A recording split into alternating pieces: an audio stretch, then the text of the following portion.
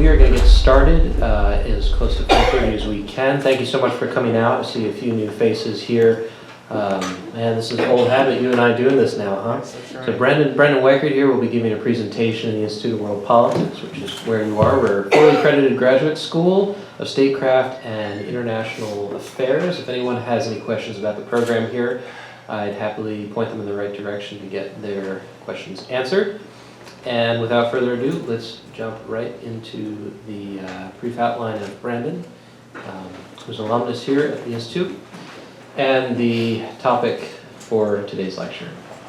So the topic today is entitled How War with Iran Benefits Russia. Very nice and to the point. And Brandon, a bit of background about Brandon, aside from his experience studying here at the Institute of World Politics. He is a former congressional staffer and founder of a very interesting report, which I'd suggest each and every one of you to visit. It's called the Weichert Report. It focuses, and correct me if I'm wrong here, but on a more unconventional interpretation and more accurate interpretation of many global affairs currently happening. His book on national security space policy will be released shortly, and that is the area in which Brandon has consistently demonstrated his expertise as a speaker here and in other occasions and through other mediums. He holds a bachelor's from DePaul University, is an associate member of the New College at Oxford. Recently, he obtained his master's in statecraft and national security with a specialization in defense policy from the Institute, which I mentioned previously. And on top of being a contributor to several publications, including American Greatness, Brandon does routine speaking engagements, for which IWP is just one of several of the venues.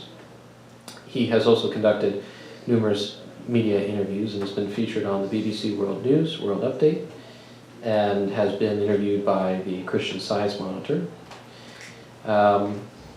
I think without further ado, let's just jump into Brandon and all the insight he has to offer today. Thank you so much for coming out. Let's give him a warm round of applause. Thank you, Kevin. I also would like to mention that I was 2 weeks ago made a fellow at the Eurasian Research and Analysis Institute, and so very happy to be part of that group. And we do a lot of work regarding what we're going to be talking about today. So let's just jump into it. How war with Iran strengthens Russia. So in 2015, the former Obama administration attempted to create a new deal for the Middle East. The Iraq War of 2003 had essentially gutted the American-led world order in the Middle East. And the Obama administration was trying to figure out a way to effectively allow for America to draw down in the region without handing off the region to jihadist radicals that we were fighting. So the executive nuclear agreement was something that they crafted. Now, personally, Trita Parsi has written a couple books on this, and he is a very articulate defender of the deal. I think he actually gives it far more credence than it deserves. I think the idea was an interesting one, but its execution left much to be desired. That was partly the fault of the President Obama, but that was also the political system in the United States, as well as the intransigence of the Iranian government. And so rather than being the coup de grace that the Obama administration hoped it would be, the diplomatic agreement over Iran's nuclear weapons program actually ended up weakening traditional American allies like the Sunni Arab states, as well as Israel. It actually sent Turkey running into the arms of both China and Russia, and it actually was the diplomatic equivalent of the Iraq War of 2003, in which it fundamentally undermined America's already weakening position in the region. For Iran's perspective, the nuke deal paved the way for return to international markets and allowed Iran to ramp up oil production and exports. All told, Iranian oil exports had dropped from 2.4 million barrels per day in 2011 to just 1 million barrels per day by 2013. And Iran has since restored much of that last output. In fact, they're starting to increase the output. The money generated from trade with Iran has actually gone into, or trade normalization has actually gone into funding Iranian military, and it has supported the Iranian government, which thereby is actually destabilizing the region as Iran seeks to increase its hegemony over the Middle East by using the Shiite diaspora known as the Shia Crescent, which stretches from Iran, parts of Afghanistan, through Iraq and the Levant. And you're seeing this play out right now in the Syrian civil war, in Iran's fight against ISIS, as well as their fight to essentially push the United States and its allies out of the region, or to subordinate many of our allies to Iranian hegemony. If the Trump administration tears the nuclear agreement up, and you're damned if you do, damned if you don't. Because if the Trump administration tears the deal up, now they've already decertified, but the deal has not actually been completely destroyed, because Congress has to have a say, and our allies have to have a say as well, which is going to be problematic. But if the deal is torn up, the global oil prices will spike as the potential for supply outages from Iran increase, not to mention the volatility increasing because of Iranian military moves to potentially, depending on the severity of the crisis, to potentially mine the Strait of Hormuz, which is one of the 7 global oil choke points, which would then cause prices to skyrocket even more. It would therefore give Russia, which right now is kind of puttering along economically because the global price of oil since 2014 has remained relatively low compared to historical norm. So if we were to increase tensions, if, God forbid, a war with Iran were to break out, you would see the Iranian oil supplies going offline, volatility in the energy market increase, a spike in the global price of energy, which would disproportionately benefit Russia, which is essentially a petro-economy, and that would then translate into Russian military modernization, which is inimical to our interest. Right now, Russia is not the threat we think it is because their economy is tethered to the economy, which means that as long as those prices remain low, they're not really going to be the threat that they wish themselves to be. However, if we push too far in Iran, if we create too much volatility in the energy market, that's a different story entirely. So here's just a little visual for you all. There is a correlative volatility. Global price of oil increase causes Russian military power to increase because they are able to rapidly modernize. Now, General, and I'm forgetting, I think his name is Gerasimov, he's the head of the Russian, their equivalent of the Joint Chiefs of Staff. He, last week in Moscow, gave a speech. Some friends managed to get a hold of it and translate it. And basically, he was acting as a cheerleader for Russia's military modernization. They have managed to modernize. They are stronger than they've been really since the Cold War. However, I disbelieve that they are as strong as they were when they invaded Georgia. There's a lot of strategic gaps forming, and they're having to rely more heavily on these kind of soft power methods to increase their hold on the Middle East, as well as trying to increase their hold in Eastern Europe. As far as the Russian and Iranian axis of resistance, this is an alliance that is not well understood by the West. A few people in the Washington, D.C. area have accurately pointed out, Mohsen Milani is one of them, Russia is hardly interested in Iran's so-called axis of resistance, which stretches from Iran to Iraq, Lebanon, and Syria, and essentially consists of Shia forces. Given its ambition to become a great power in the Middle East, it cannot alienate the Sunni countries, nor is Russia interested in antagonizing Israel. In fact, relations between Israel and Russia are exceptionally friendly these days.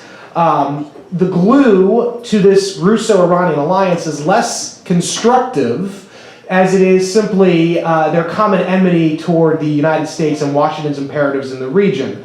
So what I would argue is if we really wanted to prevent Iranian hegemony, if we really wanted to slow Iran's growth down at a diplomatic level, and we wanted to try to pivot Russia back toward the Western side, we should be offering Russia a new deal, if you will. And I'm going to get to that later, but there was a Financial Times article a few weeks ago by, and I can't say his name, I can't pronounce his name, he's a Polish gentleman. Basically, he was arguing in favor of creating a northern belt of countries, the EU countries, America, Canada, Russia, to try to get the Russian elite to buy into a more proactive, positive Western-friendly alliance. And I'll get into that later, but we need to be doing something that will actually be constructive and will force the Russians away from this contradictory approach to relations with the West. And this is just a little video of Trump decertifying the deal last month. We cannot and will not make this certification.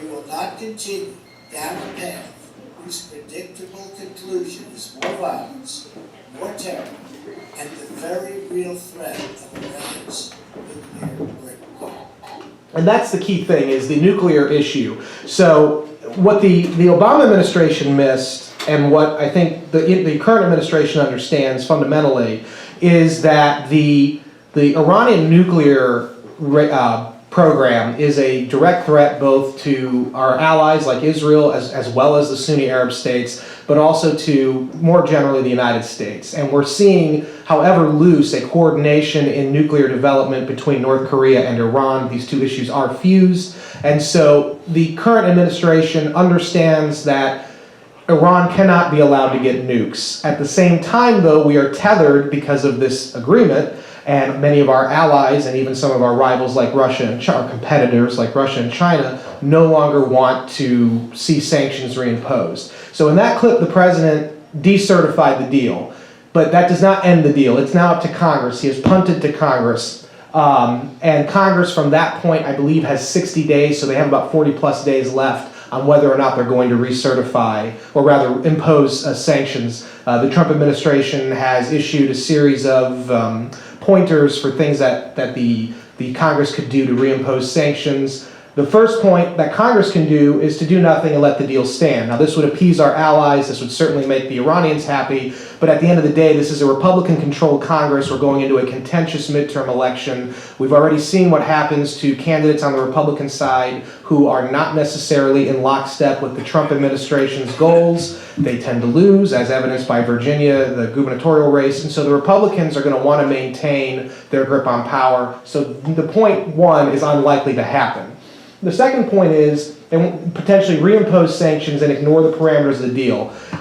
This is not going to happen. So we don't like the deal. The Iranians actually don't like the deal either, but both sides are committed to it because of the perception issue. Neither side wants to be seen as breaking the deal first. And so this is unlikely to happen. So this leaves the third point. Senator Tom Cotton, who I know a little bit, I worked on the Hill. When he was on the House, I worked a lot with his staff intensely on several issues. He, I think, is the one on the Senate side that's pushing the third point, which is to change the laws that undergird the sanctions to trigger, to basically trigger sanctions if certain lines are crossed.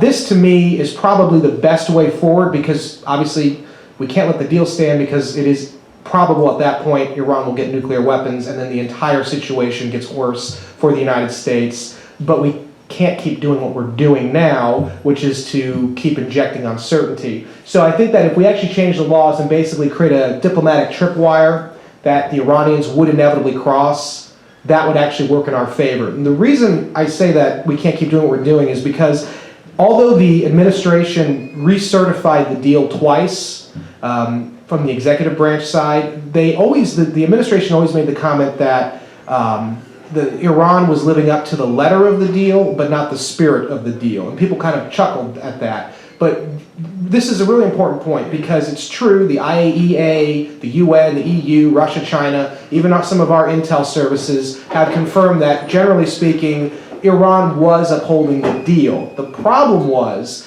they were still doubling down on their development of dual-use technology. They were still funding terrorism. They were still doing the things that were rapidly destabilizing the region. And when the Obama administration entered into this agreement, the assumption was that it would mollify Iran to a point. It has not. In fact, it has had the opposite intended effect, which is why the Trump administration is trying, I think, to figure out a way to move forward.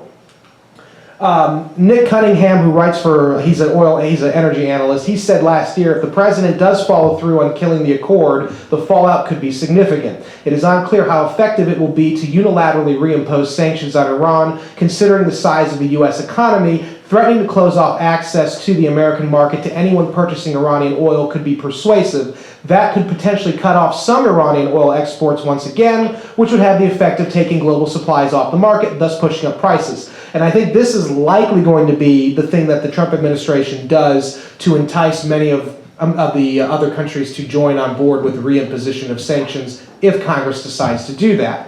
Why would the prices go up? Wouldn't the prices go down? No, because when you're increasing, whenever you take supplies offline, because we normalized trade relations with Iran and they've now met their production standard. Whenever you take those sources offline, you inject volatility into the global market, which then causes prices to spike. And Russia's banking on that because they actually need the money. They need prices to get above $80 a barrel. Right now it's at $52. They actually need $80 per barrel in order to start generating the kind of profits they need to fund their military modernization. This is probably the tactic that the Trump administration is going to attempt, which will basically to say, hey, look, if any business or country does further business with Iran, we're going to cut off your access to our markets. Obviously, America is a more lucrative market and desirable market than Iran. This will have an enticing effect. How effective it's going to be, though, in the multipolar world is another question, because there's the issue of will Russia go along, will China go along, will the Europeans go along? And so if it does go according to plan, that will be a highly effective tactic. However, the greater issue of pushing up oil prices, well, this is going to actually empower Russia and help to further fragment power away from the United States and help to further destabilize the Middle East in its current form, because Russia's backing Iran's play. And as Russia backs Iran's play in the region, Iran is trying to make a move to, as I said earlier, to dominate the region, and therefore it becomes highly complicated for the United States to effectively reimpose these sanctions.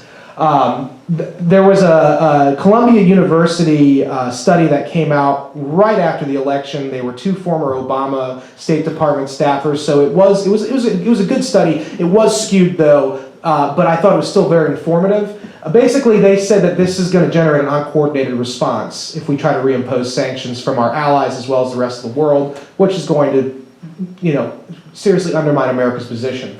The U.S. and allies in Europe and Asia could simply reject Trump administration's demands. If so, oil flows would be rerouted from countries that comply with Washington's demands and put sanctions back in place to countries that refuse to comply. Those of you who have come to my previous lectures on Germany, France, and Russia's new budding alliance know that it is likely, I believe, Germany and France would be among the uncompliant states. And that's also because Russia has such a heavy influence over Europe with the natural gas that flows into the region. It is unlikely that you're going to see either Germany or France complying with, seriously, sanctions being placed on. Also, if a large oil producer such as China decides not to comply, which I suspect they won't because they need the energy, and they don't really have the same concerns about Iran that we in the West do. The destruction of if they decide not to comply with the destruction of the deal, the U.S. effort to contain Iran will go nowhere, and it will further undermine our position in the world. Also, India and Turkey are probably not going to go along with it as well. Again, they could, but the incentive system there is not what it used to be. Also, for Iran's part, they might decide to cooperate with OPEC and boost oil prices now. You're already seeing this happen. The Russian-Saudi deal last month, I made a podcast at my website about this, got a lot of mixed results from people. I said basically, in and of itself, the Russian-Saudi deal actually makes sense because Russia is more dependent now on the energy markets than we in the U.S. are, and from they need to coordinate with Saudi Arabia. But Iran is benefiting from this deal as well because it's pushing up prices. And as you push up prices, it's making it more painful for the international community to restore sanctions because it would actually double up on further pushing up the prices. And the international community right now obviously needs lower costs of energy. On the other hand, Iran might try to overproduce out of fear of seeing output constrained in the future by international sanctions should they be reimposed. So there's a lot of other variables that are no longer in American control and that are actually working against the United States. Again, all about those nukes. We keep coming back to this because economically, maintaining the deal would probably make a bit more sense. It's a terrible deal, but we're looking at a lot of these other variables. But on the military and national security side, we simply don't know how Iran will, well actually we know Iran will behave even more aggressively if they manage to get a working, reliable nuclear arsenal, and they will fundamentally undermine America's position and our alliances in the region, which is problematic. And so Trump, he's moving to revitalize U.S. alliances in the Mideast in order to place Iran back into its box. So he needs to prevent a nuclear breakout of Iran as well as a military breakout of Iran in the Mideast. Saudi Arabia, Israel, Sunni Arab states like Egypt, these are important countries for us there, but they're skeptical of American staying power after the twin failures of the George W. Bush freedom agenda as well as the Obama retrenchment and rapprochement agenda with Iran. So by decertifying the deal, it's a gambit that Trump is making. He's hoping that it signals that America has Israel, Saudi Arabia, and the other Sunni Arab powers' backs against Iran. The upside for this diplomatic gambit, again, the multipolar world, I've said this before, leaves no good options on the table for us. We have to just, do we want to lose big or lose little, basically, is the paradigm now, particularly in the Middle East. The issue in the Middle East is that we've actually, by taking out ISIS the way we did, we actually reasserted that, hey, we're not going anywhere, and that's done confidence building with the Sunni Arab states in Israel. I think it was back in April or May, the big summit that Trump had in the Middle East, in which he did the big arms deal with Saudi Arabia, and it was this great diplomatic victory for the Trump administration, at least it appeared so. That helped to solidify America's staying power with its wary allies in the region. And also, while I disagreed fundamentally with the decision to stay in Afghanistan, the silver lining in that was that we signaled to the region that, hey, regardless of the cost and regardless of the price involved and whatever a positive effect we could possibly have in Afghanistan at this point, we're not going anywhere. So these things have actually worked diplomatically in America's favor to try to rehabilitate the old alliances. John Bradley wrote in the Times about 2 months ago, it was before the decision to decertify was made by the Trump administration. He said, Riyadh is still outraged that the Obama administration had agreed to a nuclear deal with Iran, the Saudis' rival for regional hegemony, and is sulking over the Syria debacle. They have only Russia to turn to in an effort to limit Tehran's influence in Syria. For the same reason, the Israeli Prime Minister Benjamin Netanyahu has been holding meetings with Putin. During one, he was almost in tears as he, like the Saudis, begged the Russian leader to rein in Iran and Hezbollah, which seek the Jewish state's destruction. We often overlook, we focus understandably on the humanitarian aspect of the Syrian civil war, but we often overlook the geoeconomic aspect of the Syrian civil war. You see, during the early period of the Syrian civil war, there was a dueling pipeline that was going, that we were trying to get going. The United States was backing the Saudi, Qatari, Turkish pipeline to bring Mideast energy sources up through Syria and into Europe.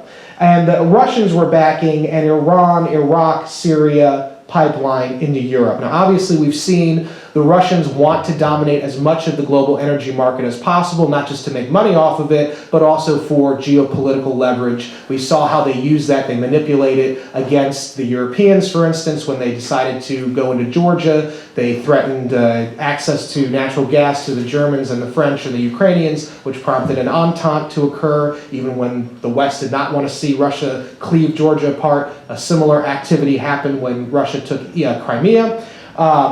And luckily in 2014, when that was going on, the global price of oil dropped, which actually undermined the Russian position. So the Russians had been trying to dominate Mideast oil. Now, this was the Russian-backed Iranian pipeline was a fanciful idea at the time. It was assumed in Saudi Arabia that the then Obama administration would have intervened to topple Assad, and that they would have put a friendlier a strong man or group in charge of Syria that would have allowed for the building of the Saudi-backed Qatari pipeline into Europe.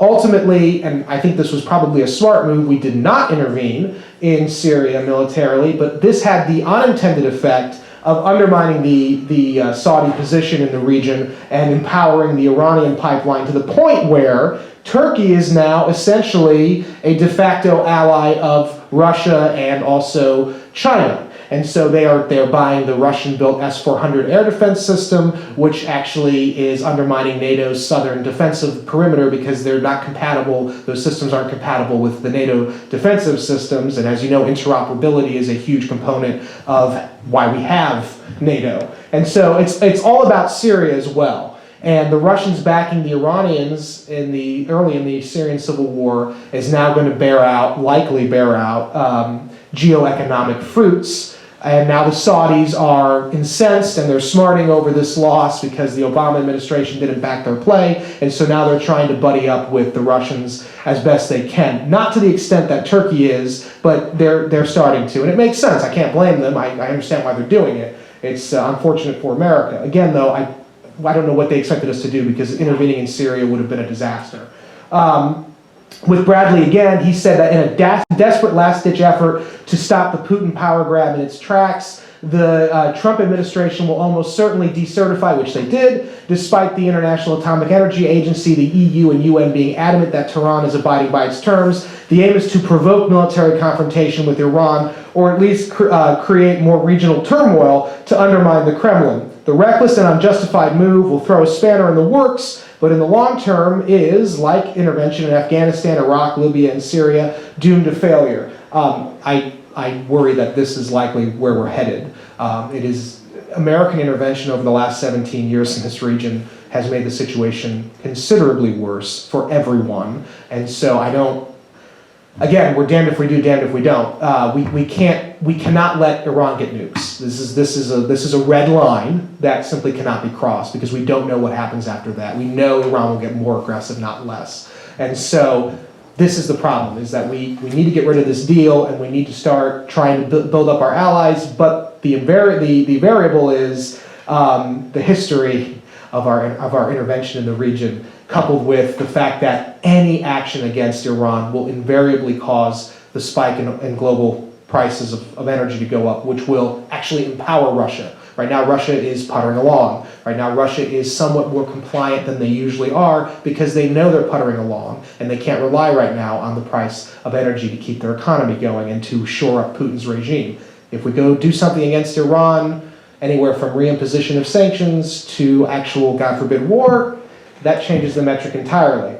We're no longer viewed as the dominant strong horse in the region. Lee Smith, I think he's still at the American Enterprise Institute, don't hold me to that, but this book came out in 2011, The Strong Horse, Power, Politics, and the Clash of Arab Civilizations. He glommed onto something that bin Laden said when bin Laden issued his fatwa against us in the 90s. Bin Laden said that we were the weak horse and Al-Qaeda was the strong horse. Everybody kind of laughed it off. But now, after 17 years of ineffective warfare, the United States and also the global recession and our, the anemic recovery, we are now, at least it's being questioned whether we're the strong horse in the region. In fact, and I'm going off something that former Lieutenant Colonel Ralph Peters has written about extensively in his own work, what we're seeing is that America, whether it's by our traditional, the strongmen, secular autocrats in the region, or if it's by the jihadists themselves, America is no longer viewed as a stabilizing force. We're actually being viewed by many as a revolutionary force engaged in, trying to bring issues like women's rights and democratic globalism into a region that wants nothing to do with that, into a very traditional conservative region. And in fact, the jihadists are taking up the counter-revolutionary mantle. And this is really complicating our attempts to ensure our interests in the region, because when we toppled Saddam, it signaled to, and when we went after Gaddafi in Libya, and potentially after other people in the region, it actually, many of our allies who are secular strongmen started saying, are we going to be next, and how reliable are you as an ally, and oh, you can't even when you take out Saddam, you can't even stabilize the situation thereafter. So there's a big question mark as to the staying power of the United States. However wrong it may be, the perception is that America is not only an incompetent power, but that we actually are destabilizing the region actively. Russia, on the other hand, has come in over the last 7-8 years and is being perceived as a more reliable, less volatile, less hostile, and more traditional power only interested in regional stability. And they also have the image, and it's not exactly accurate, but this is the image, of standing up to the radical jihadist element. And so, as we all know, living in DC, politics is perception and perception is power. And so the Russians have the almighty perception advantage over us right now. The old order that dominated, the American-led order that dominated in the region from 1945 until 2003, I would argue actually until 1991, but just say to 2003, is gone and it is unlikely to return. For its part, if you look at the Credit Suisse does a analysis of the pole strength, because they believe, like I do, that unfortunately we're living in a multipolar world, and so they map the different pole strengths of the different powers. America, a scale of 1 to 5, 1 being the weakest, 5 being the strongest. America is obviously a 5. Russia is a 2, and it seems to be going in the wrong direction for Russia. So Russia is overall declining power, and obviously this has its own set of problems that it presents the world in terms of if the Russians, and David Goldman, he's a contributor at Asia Times Online, and he's a friend of mine, he's written a book a few years ago called How Civilizations Die. And he's kind of a new kind of Oswald Spengler, very pessimistic outlook. And he says that a country, he was talking about Iran with their fertility rates, but I think it applies to Russia as well, a country that has a limited stake in its future is unlikely to act reasonably or will act aggressively in the near term to try to make a better future. So these metrics are actually working against the United States in terms of trying to restabilize the world order. For Russia, though, they are far too dependent on the volatile price of oil. Oil has been at historic lows. It is starting to creep up, and I think it'll get to $60 a barrel, which is exactly where the Saudis want it.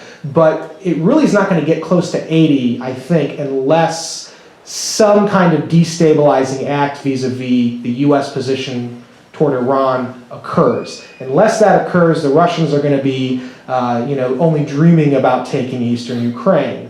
And I would argue that we want Russia, because it is a declining power. I look at Russia as the British and French looked at the Ottoman Empire of old, as the sick man. So in this case, the sick man of Eurasia. And I actually think the British and French, for dealing with the Ottoman Empire, had the right solution, which is you don't want to see them get too strong, but you don't want to see them get so weak that they collapse. Because we saw what happened in the Middle East after the First World War. The Ottoman Empire went away, and we've been paying the price for it ever since.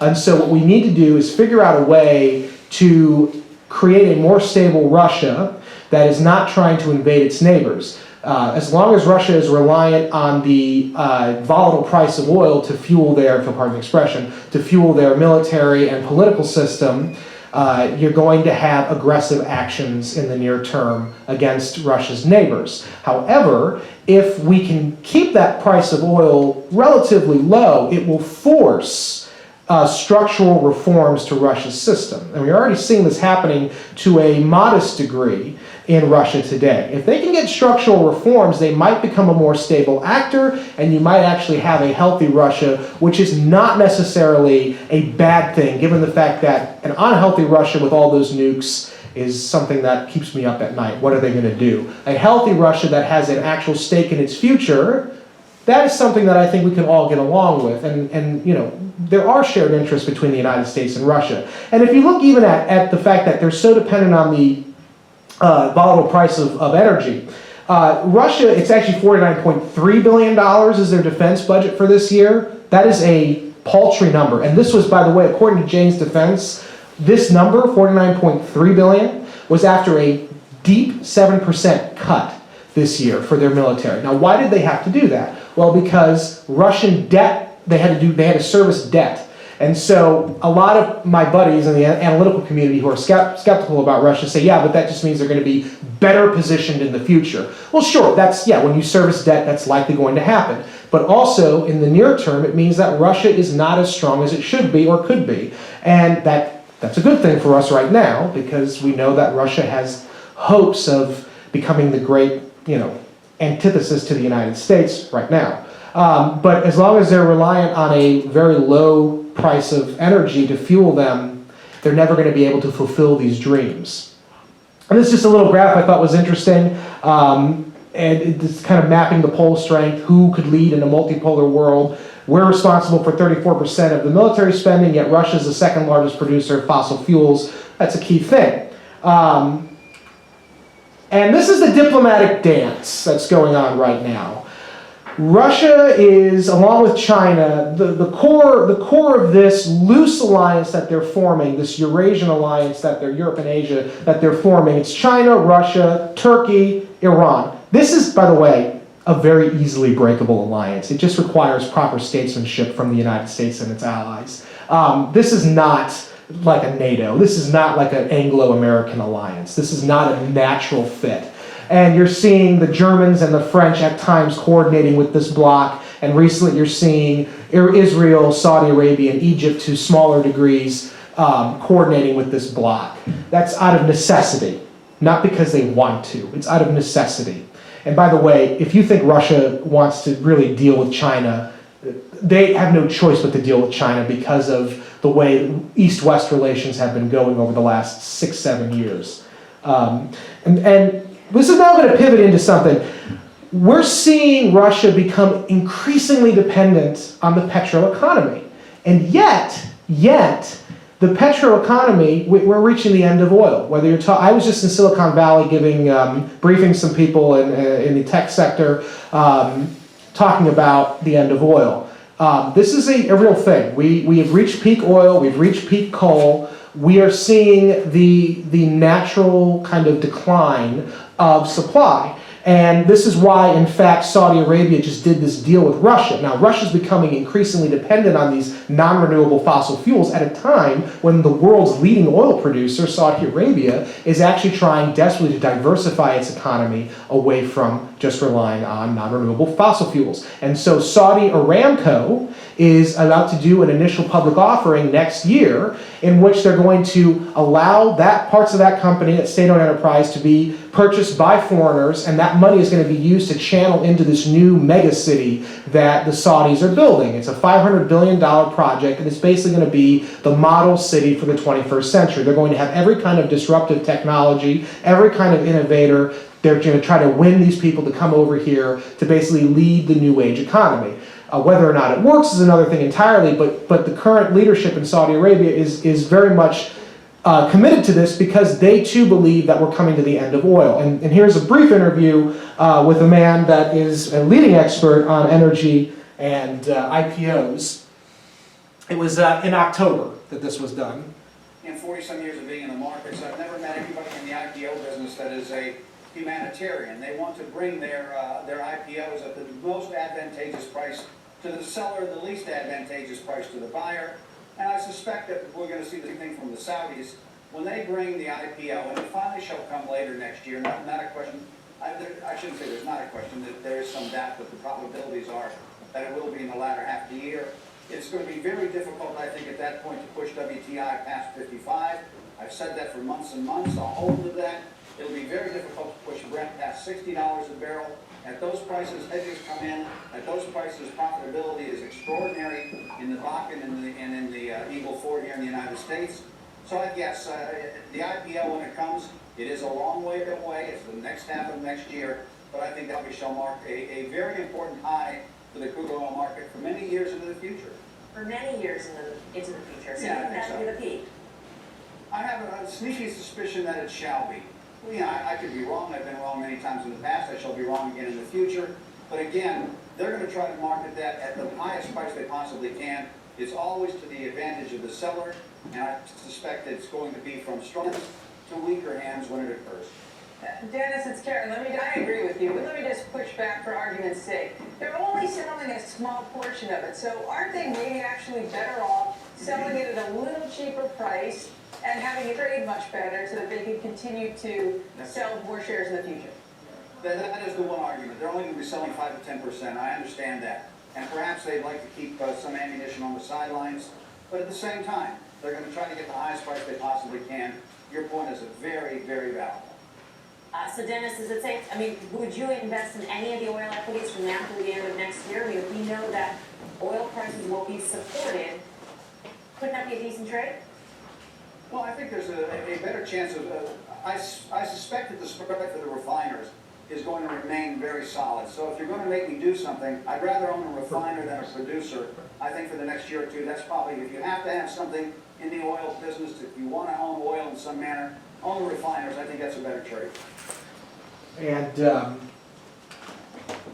And so we see people like, and again, I do a lot of work with the tech industry through my work with space policy. But so we see people, I know he's a controversial figure. I still like him, Elon Musk. We see him, he's banking hard on the inevitable end of oil. Now, whether his timing is right is another question, but we're seeing these folks who are in the industry, energy industry, whether it be ExxonMobil investing in all these newfangled technologies to go deeper and to do these, more intensive operations with oil. It's because the usual the usual places where you can get easy access energy to sell, they're running up dry. And we're seeing this throughout the world. And so I think this is why Saudi Arabia, I think they're very smart. They recognize that if they don't diversify their economy and make a play to diversify, they're going to be caught with a bad hand in another 10, 20 years.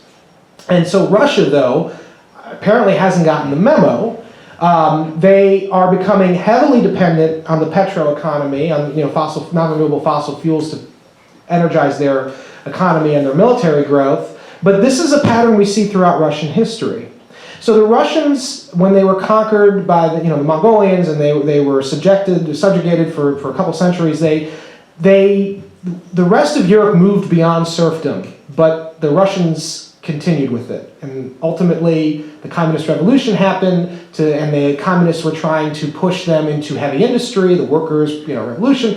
And the Soviets really became proficient with heavy industry in the 60s and 70s, but that was the period in which the United States and the West was starting to develop silicon-based technology. We were starting to develop computers, and we were automation, and so you saw the kind of early formulations of what we now know as the new post-industrial economy, and yet the Soviets were still kind of a generation behind us. And this is why we saw the brutality throughout history of the czars, because they were constantly trying to force their people to modernize. That was always the catchword. And the Soviets, for their part, were always trying through collective methods to force their people to modernize. And now here we have another industry that is going the way of the dodo, that is going the way of saltpeter, the Russians are just now coming to capitalize on it. They're the world's leading natural gas producer. They are a leading oil producer. But the world is slowly starting to move on. And in my lifetime, I believe we will be moving beyond that. As I noted, the reason we're seeing these energy companies develop, and it's really cool, the tech that they're developing for drilling, to go up into the Arctic, to go to these harder to reach places. The reason I think, and I'm inferring, and I know many people in Texas who would go, you don't know what you're talking about, it's insane. That's because they all benefit from the continuation of this industry as it is. But even Rex Tillerson, the former head of Exxon, and who is now the Secretary of State, during his Senate confirmation hearings, he conceded that his suspicion that we were reaching a point where it was getting more difficult to get these natural resources. And the reason is because it is a non-renewable fossil fuel, it's a non-renewable source of energy. And so inevitably you're going to reach a point where there's just not enough left for it to be a profitable endeavor. Goldman Sachs in 2015, there's a great report, you can find it online. I actually might have the link, I can't see the notes, but I think I do have the link to it in one of my slides. Goldman Sachs predicted that in 2015 was the year of peak coal. And it was absolutely, personally, I thought, disgusting what the Democratic nominee said in 2016 during the campaign, when she said about coal miners and all the deplorables and all that stuff, and it was politically very tactless. But the fact remains, unfortunately, for coal country, we've reached, I think, and you're already seeing this with China. China basically fueled its rise in large part on coal, but the reason in the last few years China's been more willing to talk about global warming treaties, to talk about figuring out ways to offset its dependence on coal and fossil fuels, I think is because the Chinese are not dumb. They recognize at some point this source of energy is going to run out, and it's time to pivot and become depend on a new source of energy. Also, natural gas. Russia is the leading producer of it, but America is the second leader in it, and we still have a lot more developing to do in this realm. The production went down a bit over the last 4 or 5 years, but I argue, while I do think this is a non-renewable supply, we do have a lot more than we realize, and I argue the reason the production went down was because U.S. government, during the Obama administration, U.S. government increased regulatory burdens on companies and made it not profitable to mine and produce these sources of energy. Now the Trump administration has busted through the regulatory state, and you're seeing this becoming a more profitable enterprise, and you're seeing new production coming online, which is actually helping us, and also it's complicating the Russian position. We'll never be able to top Russia's development, but we can potentially keep, again, the global price relatively low, which harms the Russian overall strategic position. I'm also going to briefly talk about what they're doing in the Arctic, because it does relate to what they're doing in the Middle East. I know it seems counterintuitive, but the North and South in this case are linked. Michael T. Clare, who wrote a great book called The Race for What's Left, I recommend everybody get it. It came out, I think, in 2013. It was a fantastic book. He said, the area above the Arctic Circle possesses roughly 1/5 of the world's undiscovered oil and natural gas reserves. The largest share of this cornucopia was said to consist of natural gas, roughly 1,689 trillion cubic feet of it, representing an estimated 30% of the world's total undiscovered supply. In addition, the Arctic was said to hold 90 billion barrels of oil, that's 13% of the world's undiscovered supply, plus 44 billion barrels of natural gas liquids. Here's a little graph here. You can see potential Arctic oil and gas resources. Russia leads the way. They have the most claims. America's is second place at 20%. You have another graph here. Russia leading the way with gas. They have a little bit of oil. The United States is behind them significantly, but enough to complicate them, especially if you add in America's our indigenous sources here. Here's just another graphic from Business Insider. You see that the Russians have the dominant position in every one of these.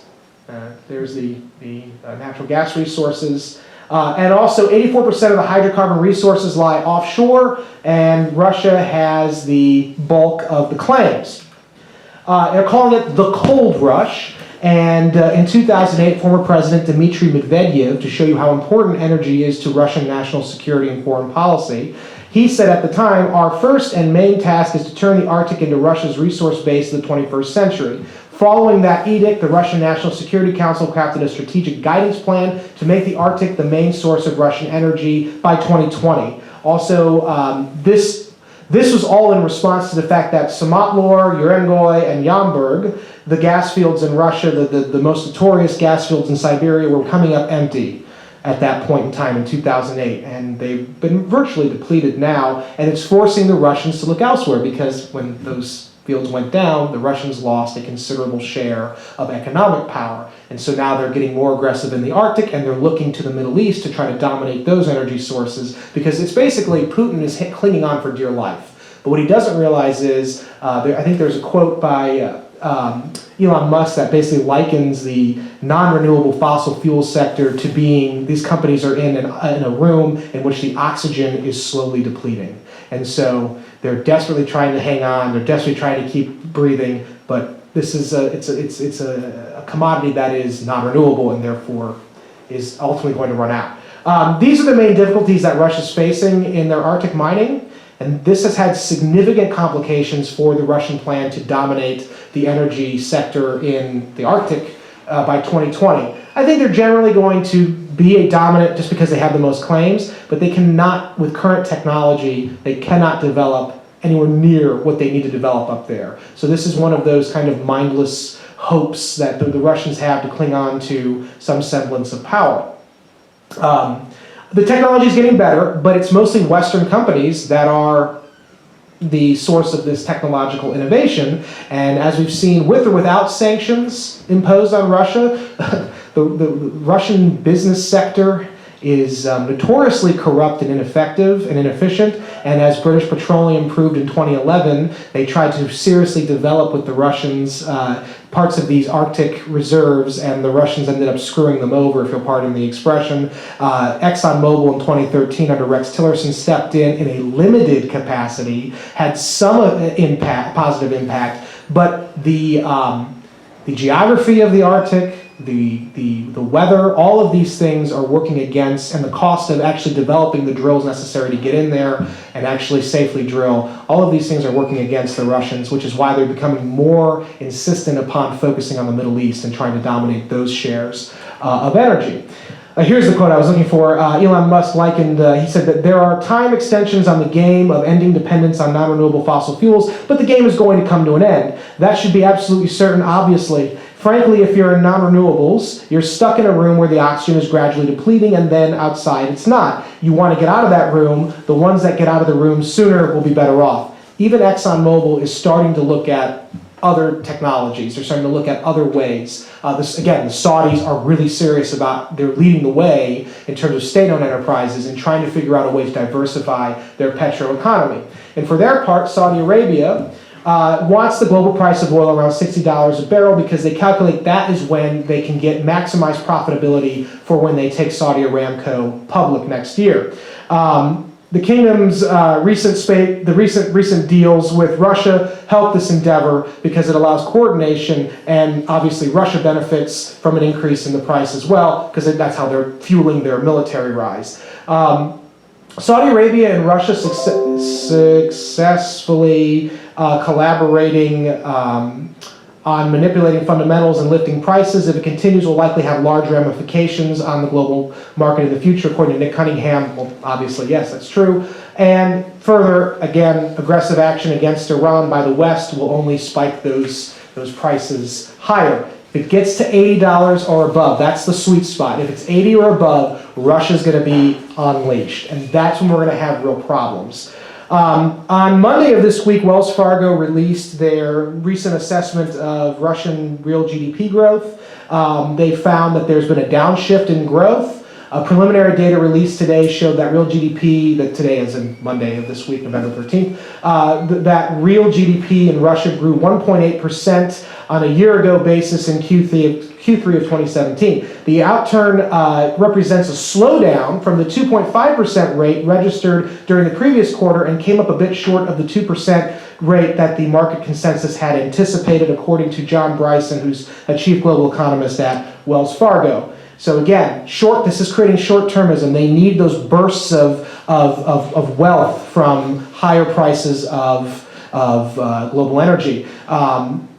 This is from, I took this from a report in 2016 that Moscow, the central bank of Russia was, they interviewed the head of the central bank of Russia, and she was saying these things in mid-2016. The rise in oil prices obviously strengthens Russia's national currency, against which the central bank of Russia is consistently taking measures. It mitigates Russia's budget deficit, which has already hindered, as I noted, Russia's military spending in 2017, earlier this year. And also, according to the chairperson of the central bank, quote, even with a price of $100 a barrel of crude, Russia's GDP would not be able to grow by more than 1.5 to 2% unless structural reforms are implemented. Such reforms would be undercut by the growth in oil prices, since it disincentivizes Russia from weaning itself off reliance on petroeconomics. What we've seen is with the relative low price of oil, Putin has had no choice but to implement some measures of structural reforms.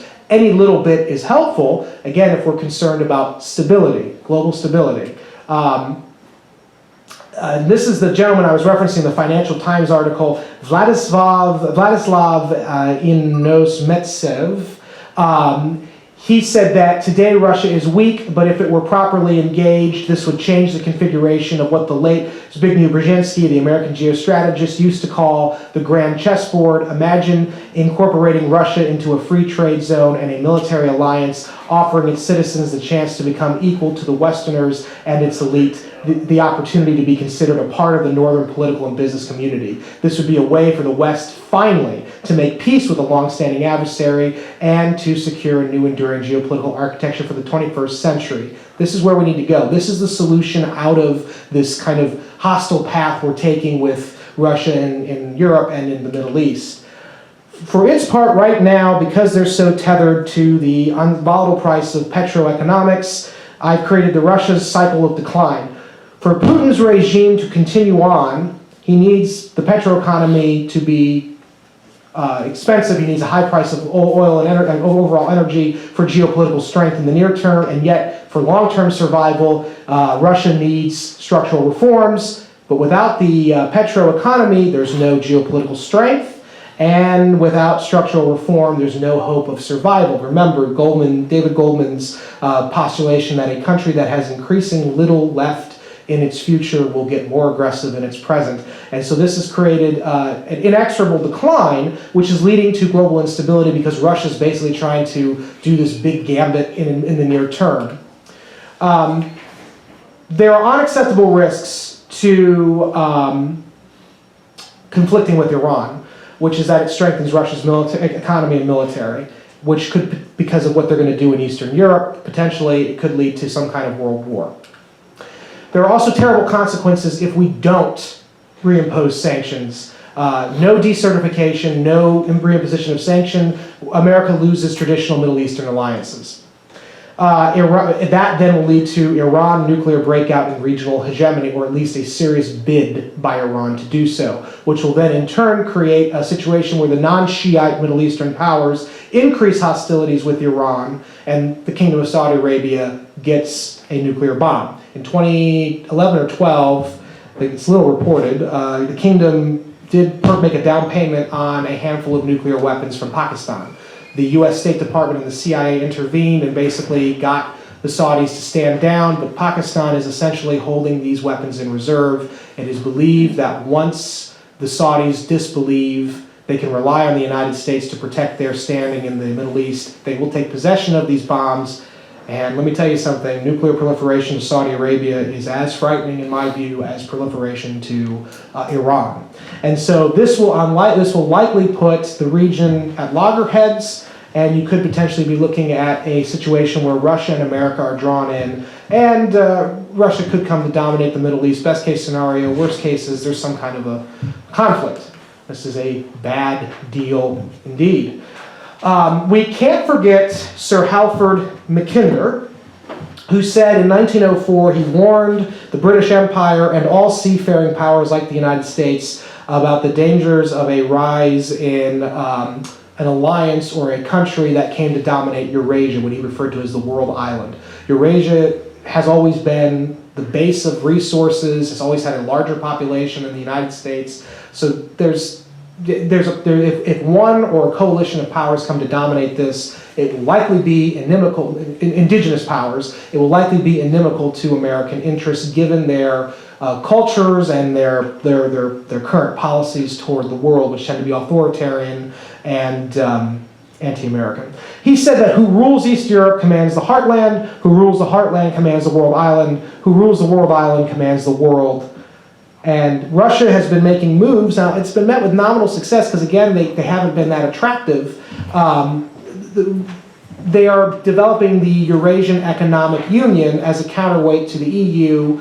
They're developing with China the Shanghai Cooperation Organization as a counterweight to NATO. These have had mixed results, but if you allow for Russian dominance of the Middle East, if you allow for, Turkey to pivot to China and Russia, if you allow basically what's going on now to continue on without American statesmanship rising to offer a better deal to the Russians, again, these new alliances are not natural. They are not something the Russians inherently want to do. It's something they're being forced to do because the West is increasingly closed off to them.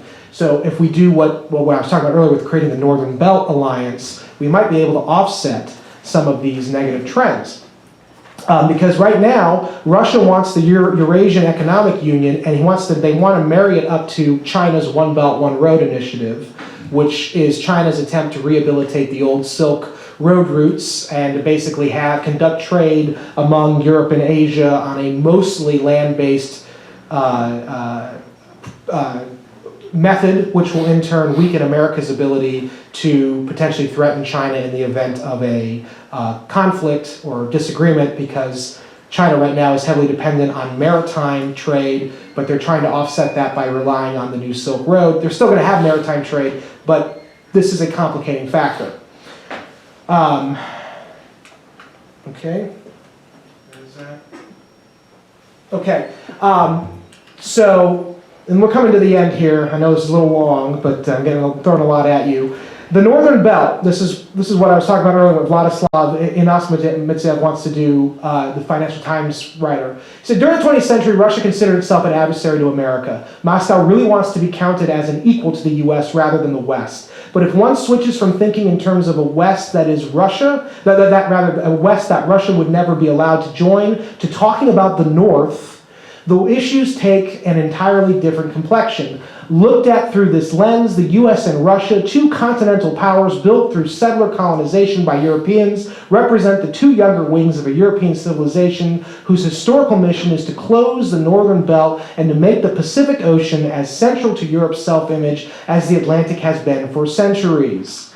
US, Canada, the EU, and Russia control 26% of global natural gas and 20% of oil reserves. We possess exclusive rights for Arctic offshore fields, control 96% of the world's nuclear arsenals while accounting for 61% of global military spending, generate 48% of global GDP and 2/3 of registered patents. Combined population exceeds 1 billion. Territory encompasses 27% of the Earth's landmass. A new project to appeal to the Russian elite who worry about the current rift with the West and fears growing economic and demographic pressure from the south and the east of Russia. This is where we should be headed. And there is a lot in common with Russia on this matter. I know we have our problems, but the Russians, we're better united than divided. This is not the Cold War. And if we can get the Russians on board with this Northern Belt Initiative, which I think is a really great idea, we will be able to outpace China significantly and bring stability and potentially build a better world. I don't want to sound like a utopian here, but I think we really could based on shared interests. That's important because we have a lot of them. And so the solution right now to the Iran issue, again, going right back to the kind of narrow focus of Iran, we can't allow Iran to get nukes. That is an inherently destabilizing factor, and America will lose whatever leverage it has in the region. So we're going to need to, we have already decertified, we're going to need to figure out a way to reimpose sanctions by bringing the Russians along, and that's why I talk about the Northern Belt Initiative. This is a real thing that we can do. In the meantime, the U.S. needs to invest and expand on its domestic energy production temporarily to keep the global price of energy low, and at the same time, we need a Manhattan-like project to get nuclear fusion. Everybody talks about wind and solar, and that's whatever. The real solution is nuclear fusion, and it's possible. I know it's possible. I have talked to people who are working in the industry. It's just a question of funding and leadership. Also, the last part is, as I said, negotiate with Russia. We have more in common. Look, if you look generally at the West and include Russia in that, demographically we're all in decline. Economically we're stagnant compared to the East. This is a way to get a united front going to prop up growth and to maybe reinvigorate the culture and the civilization to be more competitive and to create a better balance going forward, a more reliable balance of power. Lastly, if we delay change in terms of getting off of non-renewables, the best case is simply delaying the inevitable transition to sustainable energy. This is the best case if we don't take action now. The only thing we gain by slowing down the transition is just slowing it down. The worst case, however, is more displacement and destruction than all the wars in history combined. And we're already seeing what happens when we delay. This is why Russia is behaving the way it is. This is why the instability is increasing in the Middle East. There's no leadership to get off these non-renewables. We have the technological capability. I understand Elon Musk's companies have problems with actual implementation, but his benefit is the research. But the real thing is, if you get nuclear fusion, if you get technology like that going, you're going to have a stabilizing effect. And that's the end for me. This is my contact info. I threw a lot at you, and I apologize about that, but it's a complicated issue. But basically, in the near term, Russia's going to benefit if we push Iran too far, because it's going to drive up those prices, and it's going to make Russia turn off to doing deals with the United States. And so we need to get smarter, and we need to get nimbler on the diplomatic and economic front in dealing with these issues like Iran and in dealing with the Russians. The Russian-Iranian alliance is not a natural one. And there are things we can do in the medium and long term to really break that alliance apart, especially if we offer Russia greater incentives.